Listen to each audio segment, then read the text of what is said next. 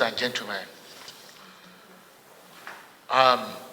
Your Excellency, let me start by expressing our immense gratitude to you for finding the time, despite the fact that this is your first full day since your return to office. I want to thank you for finding the time to accommodate us, to receive us.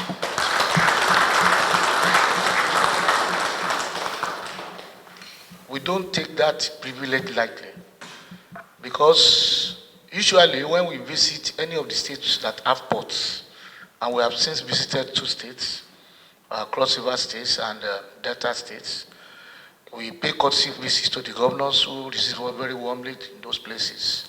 But Rivers was a special case, and we were mindful of the fact that this program coincides with the fact that you will just be returning to office. And we thought maybe you will not have the time to receive us, which could have been quite understandable. But for you to find the time to sit with us this afternoon shows the kind of person you are.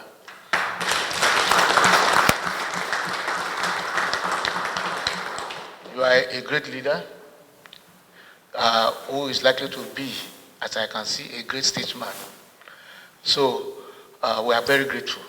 On behalf of the members of the board and all our staff who are here, we express our immense gratitude to you for finding time to receive us. I want to congratulate you on your return to office.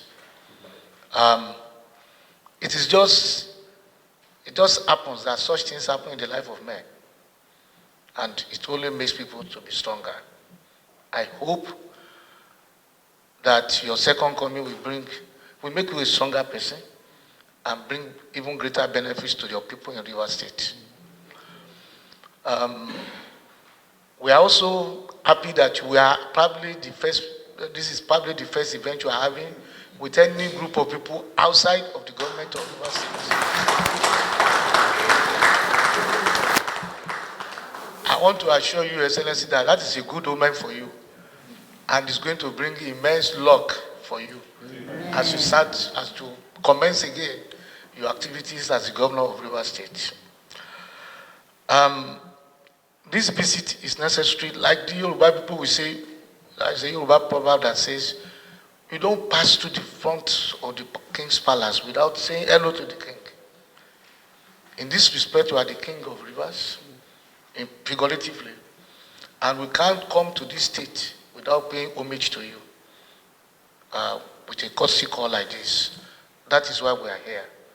And this is both a courtesy call and a welcome back ceremony for your what I would call not a second term, but at least for a new time in office as the governor of Rivers State. So it is coincidental, it is historical, and I think this day will be remembered for long by the grace of God. I have a few things to say relating to the Nigerian ports, in Rivers State. We have 2 major ports here. We have the Port Harcourt port and we have the Onne port. I always say that the littoral states are very lucky states, because with my little experience, I've traveled a little. Most of the most developed parts of the world, cities of the world, they are cities that have ports or to which ports are very near in the whole world. It is very, very important. And Rivers State happens to have perhaps our most profitable port in Nigeria, which is the Onne port.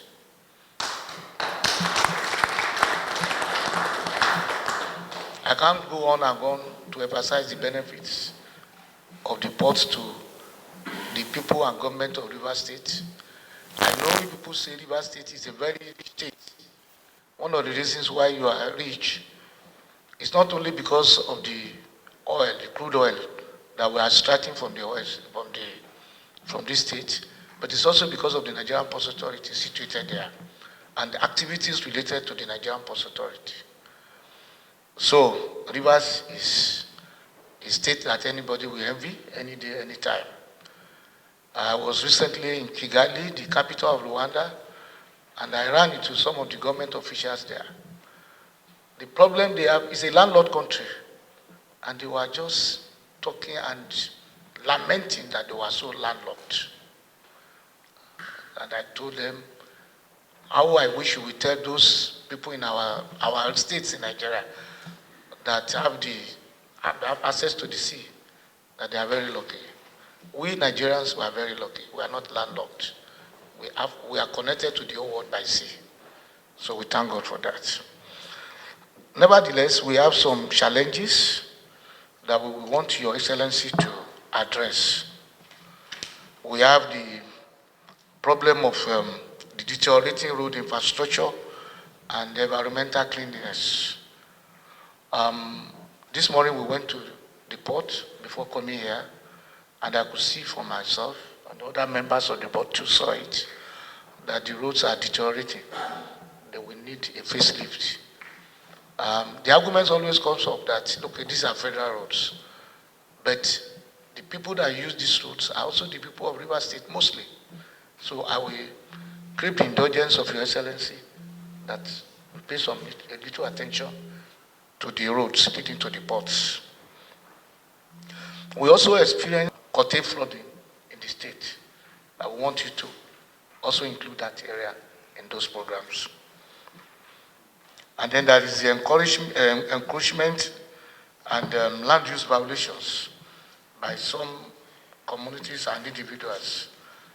This problem is always there in areas where we have ports, with some local communities encroaching on port land and all that. And I discovered that the land here in Port Harcourt is very, very small compared with the kind of land we have in other ports. The land here is very small. We cannot afford to have that little land being encroached upon again. So we need your intervention as the governor of the state, as the leader of the state, to help us curtail that problem.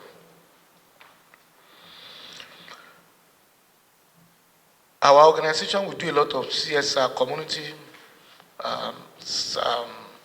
CSR initiatives. We have them, which we do to help the host communities.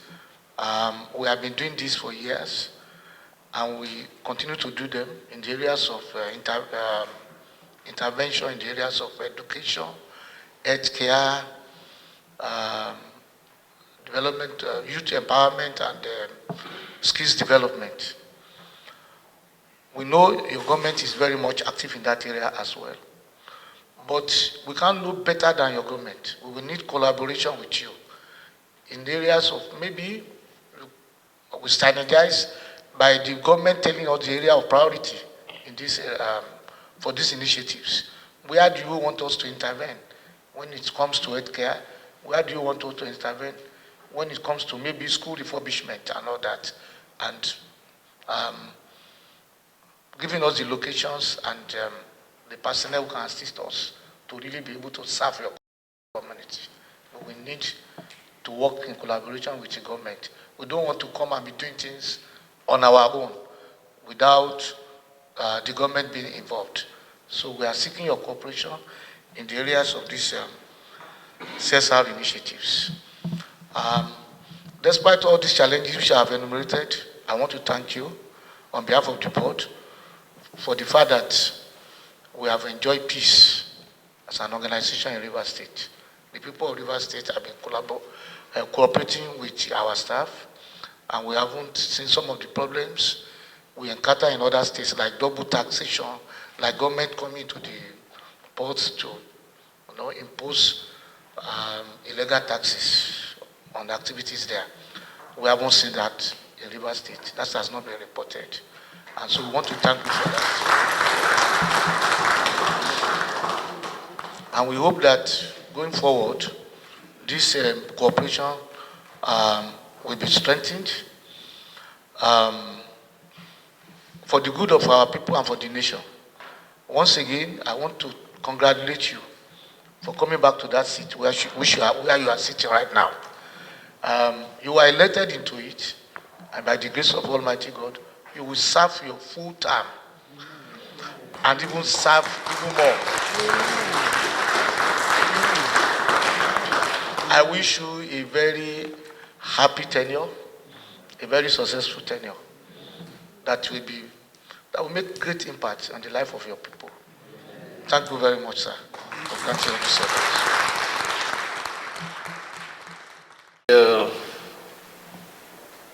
Gladdened in my heart that God does not start and end halfway. When He starts the work, He leads to the end of it. There might be some detour in the course of your journey, but that doesn't mean that you will not get to the destination when your direction and your intentions are pure. So I thank everyone once again for their prayers, their support in this most difficult period of this administration. We thank Mr. President especially too for coming in and making Rivers State breathe democratically again. Let me officially welcome you to our state. Just like you said, one thing that nobody can take away from this administration is its peaceful nature. This peaceful nature transcends to every other thing that happens in Rivers State.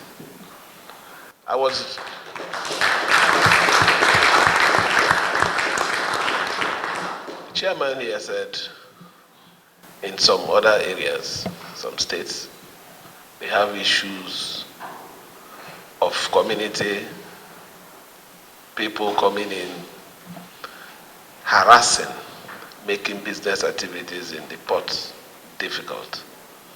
But they can say in Rivers State, when it comes to issues of tax, government disturbing, you can roll away community hustling. We can manage them. But relatively, there's a very wonderful working relationship between the Ports Authority, the government, and the people of Rivers State. So I want to thank you for giving us this commendation. I can remember vividly that if there was one thing that my predecessor fought for and stood for one time, was challenging the activities of NDDC. In challenging the activities of NDDC, he went further to say that if NDDC is coming to embark on intervention projects in your state, there is need to collaborate with the government, so that the government can tell you, this is the area where we would like you to come in, and not just going to do something where you know the government was already acting on. And I can say that he fought that battle and he won it. And I feel Nigerian Ports Authority, not even waiting for us to call them to order, already understands this need to collaborate with government. I want to thank you for letting us know that your intervention programs that you will liaise with the government, it then means even before you start the program, you already succeeded. That is the truth about it. Because when the government is part of it, the government is the people. The government will know who is the right person there to deal with. The government will interact with you. The government will bring in the community and you have a better face with them. So I want to appreciate and to assure you that we will do everything that is possible to make you have that project delivered to the needed persons in that community in a way and manner that more commendation will be going to the Nigerian Ports Authority.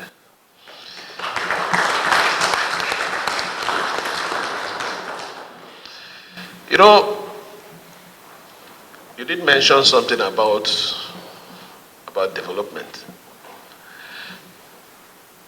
A lot of people, a lot of countries, one of the first things they do, either they look for a way to get an international, what they call international airport, or they have a world-class seaport. So I want to urge you. You have come today, the first day of my resumption. I've resumed, but the first day of working, sitting like this here, you came with good tidings. When you leave, please, I would like us, if it means to have another round of meeting that should be behind so that we can work out whatever it is, issues we're having, so that we can put this to good use.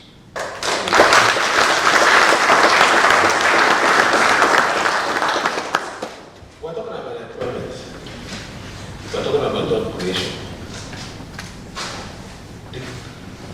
The manufacturing company today are looking for closeness to exportation.